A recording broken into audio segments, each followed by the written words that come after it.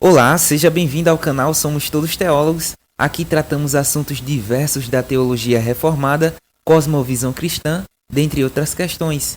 Bora pro vídeo.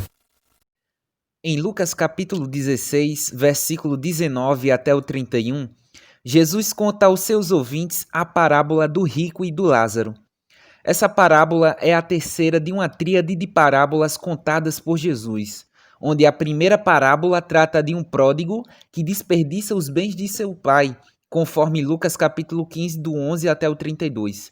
Na segunda parábola, Jesus fala do administrador infiel que desperdiça os bens do seu senhor, conforme Lucas capítulo 16, do 1 até o 8. E na terceira parábola, Jesus conta de um rico que desperdiça os seus próprios bens e despreza um mendigo chamado Lázaro. E as três parábolas entendidas corretamente e sendo correlacionadas uma com a outra, percebemos que trata do mesmo tema, que é salvação. A estrutura da parábola do rico e do Lázaro é feita a partir de contrastes. Por exemplo, a vida do rico ela é resumida a partir de banquetes, fartura, mas a vida de Lázaro é resumida ao desprezo e ao sofrimento. Já na morte de Lázaro, ela é resumida a um banquete e a consolo.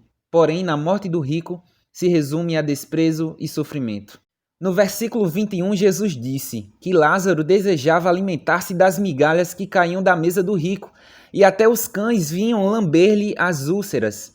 Essas informações conjuntas de migalhas da mesa, feridas e cães faz com que esse homem pareça uma pessoa odiosa aos olhos dos fariseus. Mais do que isso, todas essas coisas provariam o desfavor divino sobre esse mendigo. O farisaísmo na época de Jesus via pessoas assim, não apenas como impuras, mas também como desprezadas pelo próprio Deus. E com Lázaro não é diferente, pois esse tipo de sofrimento provava que ele era amaldiçoado por Deus, segundo os fariseus. Além disso, para eles, dentre esses dois personagens da parábola, entre o rico e o Lázaro, quem merecia o inferno era Lázaro. No versículo 22, Jesus continua dizendo: aconteceu morrer um mendigo e ser levado pelos anjos para o seio de Abraão.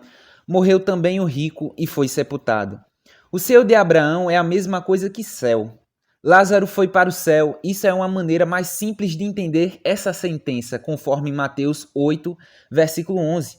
Mas não só isso, seio de Abraão significa um lugar de honra à mesa da comunhão com Deus e próximo de Abraão. Jesus está contando que Lázaro é o convidado de honra que senta ao lado de Abraão e por isso reclina sua cabeça próximo ao peito de Abraão. É a mesma coisa com João, que é o discípulo amado, ao reclinar a cabeça ao lado do peito de Jesus na última ceia, conforme João capítulo 13, versículo 25. Uma informação importante é o significado sobre o nome Lázaro. Isso nos ajuda a entender o motivo pelo qual Jesus usa o nome Lázaro para esse mendigo dessa parábola. E o uso desse nome é para destacá-lo, para dar lugar de honra a ele. Lázaro é uma variação do nome Eleazar ou Eliezer, que significa a quem o Senhor ajudou ou aquele a quem o Senhor ajuda. Logo, Lázaro é um nome que evoca a ideia de favor divino, e ao identificá-lo como esse nome, Jesus graciosamente o tira da desgraça e do anonimato, algo tão comum entre os mendigos nessa posição. Já o homem rico, por sua vez, não recebe nenhum nome, destacando assim o fato de que ele não é mais importante nessa história. Em outras palavras, Deus agiu com graça sobre Lázaro, porém com o homem rico dessa parábola Deus agiu com juízo. No versículo 27 e no versículo 28, o rico diz o seguinte: então replicou: Pai, eu te imploro que o mandes à minha casa paterna, porque tenho 5 irmãos, para que lhes dê testemunho, a fim de não virem também para este lugar de tormento. Percebemos aqui nesse versículo duas coisas. Primeira é que o inferno é uma realidade tão terrível que até mesmo as pessoas que estão lá querem que os seus entes sejam sinalizados dos seus horrores. A segunda coisa é que mesmo no inferno, o rico se considerava superior a Lázaro e assim tentou tratá-lo como um Zé Ninguém. que ele deveria assim aceitar as suas ordens. A verdade destacada aqui é que o inferno castiga, mas não cura. As pessoas não se tornam melhores no inferno, conforme Apocalipse 22, versículo 11. O inferno define o destino e o caráter do pecador para sempre. No versículo 29 está escrito: respondeu Abraão, eles têm Moisés e os profetas, ouçam-nos. Ou seja, eles têm a palavra de Deus e a palavra de Deus é suficiente para a salvação do pecador.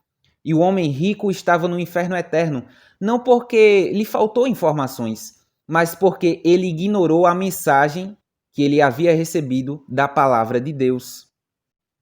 O rico ainda assim persistiu, como está escrito no versículo 30 e versículo 31.